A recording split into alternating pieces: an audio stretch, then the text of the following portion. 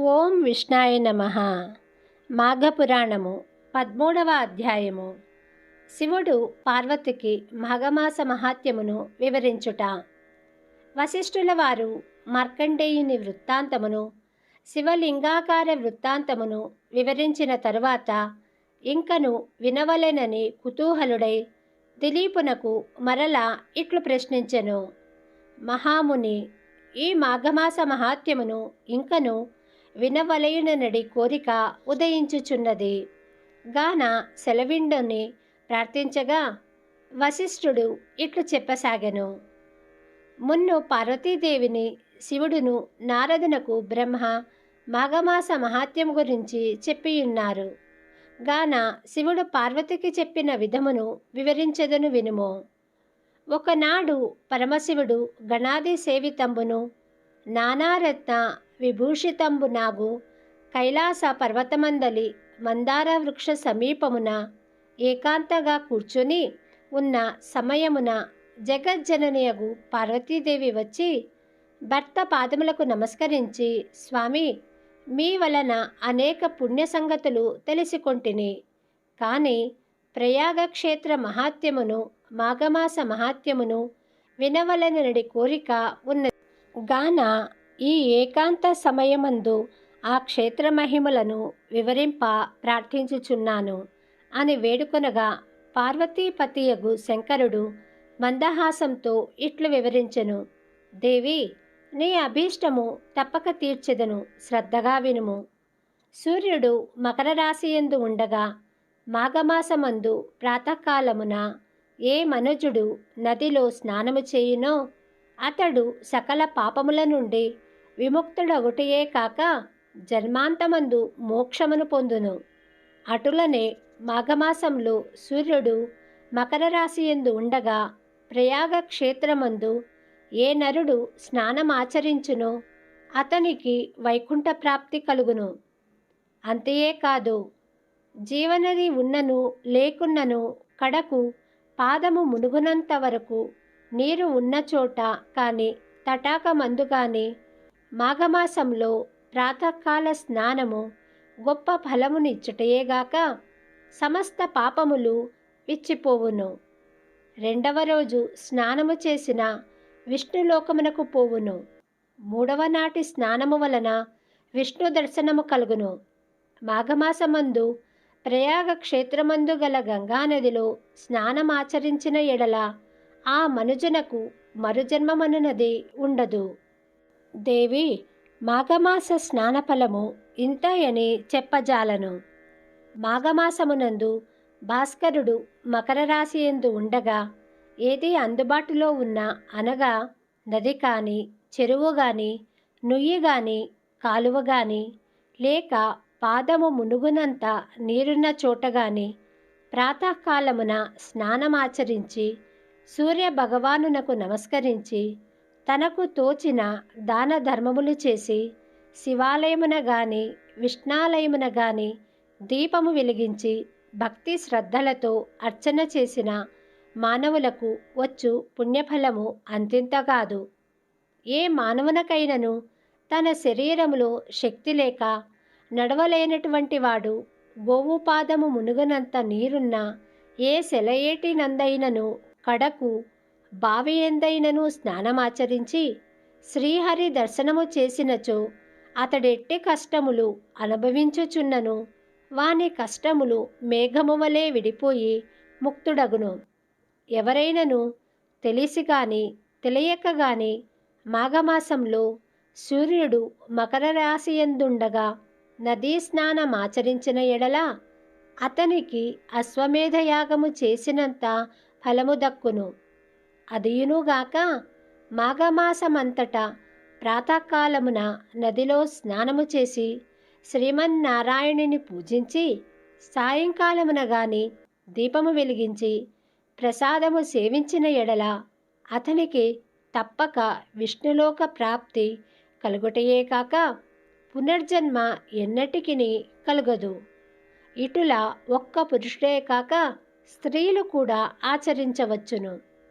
మానవుడు నరజన్మమెత్తిన తరువాత మరల ఘోర పాపములు చేసి మరణానంతరము రౌరవాది నరకబాధలు అనుభవించుట కంటే తాను బ్రతికి ఉన్నంతకాలము మాఘమాసమందు నదీ స్నానము చేసి దాన పుణ్యములు ఆచరించి వైకుంఠ ప్రాప్తినందుట శ్రేయస్కరము గదా. ఇదే మానవుడు మోక్షము పొందుటకు దగ్గర మార్గము గాన ఓ పార్వతి, ఇంకనూ వినుము. ఏ మానవుడు మాఘమాసము తృణీకరించునో అట్టివాడు ఎటువంటి బాధలు అనుభవించునో వివరించెదను. సావధానురాలవై ఆలకింపుము. నేను తెలియచేసిన విధముగా ఏ మనుజుడు మాఘమాసమందు ప్రాతకాలమున జపము గాని విష్ణు పూజ గాని యథాశక్తి దానపుణ్యములు చేయడో అట్టివాడు మరణానంతరము సమస్త నరకబాధలు అనుభవించును. కుంభీ నరకములో పడ త్రోయబడును, అగ్నిలో కాల్చబడును, రంపముల చేత ఖడ్గముల చేత నరకబడును, సలసలా కాగు తైలములో పడవేయబడును, భయంకర యమకింకరుల చేత పీడింపబడును. ఏ స్త్రీ వేకువజాముననే లేచి కాలకృత్యములు తీర్చుకొని నదికి పోయి స్నానము చేసి సూర్య నమస్కారము విష్ణు పూజ చేసి తన భర్త పాదములకు నమస్కరించి అత్తమామలకు సేవలు చేయునో అట్టి ఉత్తమ స్త్రీకి ఐదవతనము వర్ధిల్లి ఇహమునందు పరమునందు సర్వ సౌఖ్యములు అనుభవించును. ఇది ముమ్మాటికి నిజము. మాఘమాసమందు ఏ స్త్రీ అటుల చెయ్యదో అట్టి స్త్రీ ముఖము చూచిన సకల దోషములు కలుగుటయే కాక ఆమె పంది కుక్క జన్మనెత్తి హీనస్థితి నొందును. మాఘమాస స్నానమునకు వయోపరిమితి లేదు. బాలుడైనను యువకుడైనను వృద్ధుడైనను స్త్రీ అయినను బాలిక అయినను ఎవరైనను చేయవచ్చును. మాఘస్నానము ఆచరించవచ్చును. ఈ మాసమంతయు కడు నిష్ఠతో ఉండిన కోటి యజ్ఞములు చేసినంత పుణ్యము కలుగును. ఇది అందరికీ శ్రేయోదాయకమైనది. పార్వతి, దుష్టులలో స్నానము చేసిన వారు, బ్రహ్మ హత్యాది మహాపాపములు చేసిన వారు, సువర్ణము దొంగలించిన వారు, గురు భార్యతో సంభోగించువారు, మద్యము త్రాగి పరస్త్రీలతో క్రీడించువారు, జీవహింసలు చేయువారు, మాఘమాసంలో నదీ స్నానము చేసి విష్ణువును పూజించిన ఎడల అట్టి వారి సమస్త పాపములు నశించుటయేగాక జన్మాంతరమున వైకుంఠ ప్రాప్తి కలుగును. మరియు కులభ్రష్టులైన వారును కించిత్ మాత్రమునైనను దాన ధర్మములు చేయని వారును ఇతరులను వంచించి వారి వద్ద ధనము అపహరించిన వాడును, అసత్యమాడి పొద్దు గడుపువాడును, మిత్రద్రోహియు, హత్యలు చేయువాడును, బ్రాహ్మణులను హింసించువాడును, సదా వ్యభిచార గృహములో తిరిగి తాళి కట్టిన ఇల్లాలిని కన్నబిడ్డలను వేధించువాడును, రాజద్రోహి, గురుద్రోహియు, దేశభక్తి లేనివాడును, దైవభక్తులను ఎగతాళి చేయువాడును, గర్వము కలవాడు, తాను గొప్పవాడునను అహంభావంతో దైవ కార్యాలను ధర్మకార్యాలను చెడగొట్టుచు దంపతులకు విభేదములు కల్పించి సంసారమును విడదీయువాడును, ఇండ్లను తగులబెట్టువాడును, చెడు పనులకు ప్రేరేపించువాడును. ఈ విధముగా పాపకర్ములు చేయువారలు ఎట్టి ప్రాయశ్చిత్తంబులు జరుపకనే మాఘమాసమందు మాఘమాస స్నానము చేసిన ఎడల వారందరూ పవిత్రులగుదురు. దేవి, ఇంకను దాని మహాత్మ్యమును వివరించెదను వినుము.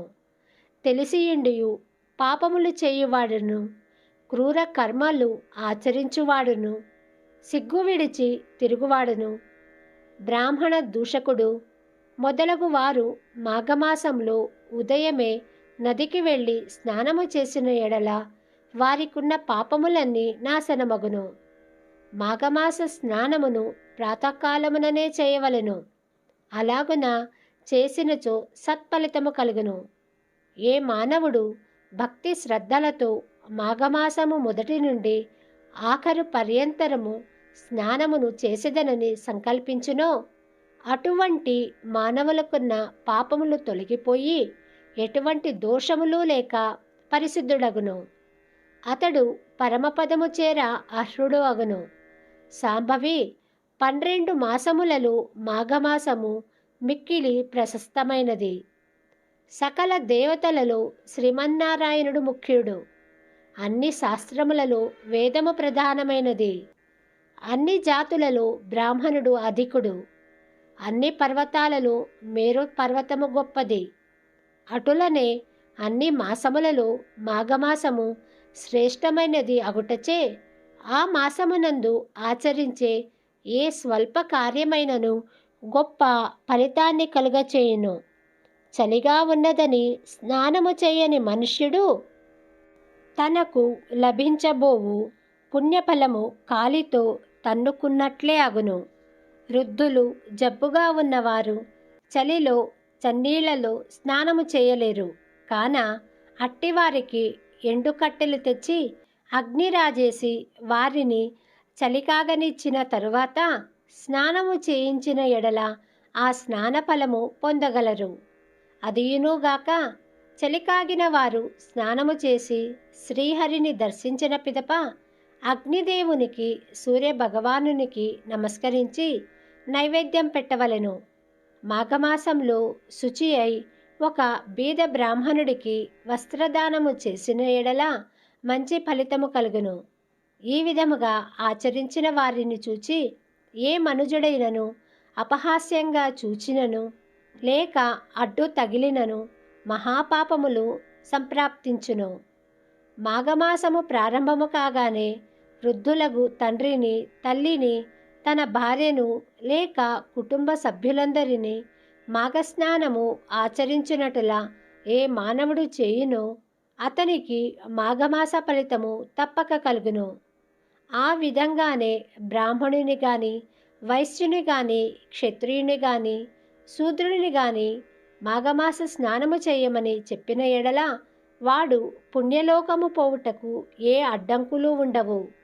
మాఘమాస స్నానము చేసిన వారికి గాని, వారిని ప్రోత్సహించు వాళ్లను చూసి గాని ఆక్షేపించి పరిహాసములాడువానికి ఘోర నరక బాధలు కలుగుటయేగాక ఆయుక్షీణము, వంశక్షీణము కలిగి దరిద్రుడగును. నడుచుటకు ఓపిక లేని వారలు మాఘమాసంలో కాళ్ళు, చేతులు, ముఖము కడుగుకొని తలపై నీళ్లు చల్లుకొని సూర్య నమస్కారములు చేసి మాఘ పురాణమును చదివి గాని వినుట గాని చేసిన ఎడల జన్మాంతరమున విష్ణు సాన్నిధ్యము పొందును. పాపములు, దరిద్రము నశింపవలయునన్న మాఘస్నానము కన్నా మరొక పుణ్య కార్యమేదియును గాని లేదు. మాఘస్నానమున కలుగు ఫలితము ఎటువంటిదనగా 100 అశ్వమేధ యాగములు చేసి బ్రాహ్మణులకు దక్షిణలు ఇచ్చిన ఎంతటి పుణ్యఫలము కలుగునో మాఘమాస స్నానము అంతటి పుణ్యము కలుగును. బ్రాహ్మణ హత్య, పితృహత్య మహాపాపములు చేసిన మనుజుడైనను మాఘమాసమంతయు కడు నిష్ఠతో ఉన్న ఎడల రౌరవాది నరకముల నుండి విముక్తుడగును. కనుక ఓ పార్వతి, మాఘమాస స్నానము వలన ఎట్టి ఫలితము కలుగునో వివరించితిని. కావున నే చెప్పిన రీతిని ఆచరించుము. 13వ అధ్యాయము సంపూర్ణము. శుభం భవతు.